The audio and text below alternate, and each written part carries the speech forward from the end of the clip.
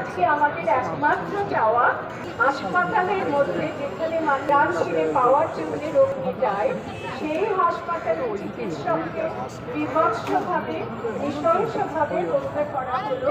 তারপরে ব্যাপারটাকে ভুলিয়ে দেওয়ার জন্য রাজ্যেশ্বরী বলে নিজেকে তিনি মনে করেন, তিনি সেই সাধনা করে চলেছেন।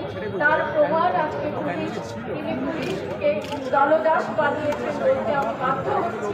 তার প্রমাণ পুলিশরা নিজেরাই আজকে দিয়েছে।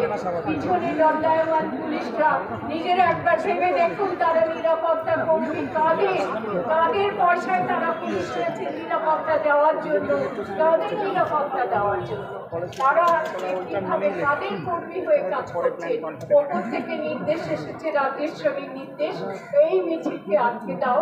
আমাদের এই শান্তিপূর্ণ মিছিল যেন মানুষের ন্যায় বিচার চাওয়াকে অভিনন্দিত করতে পারে।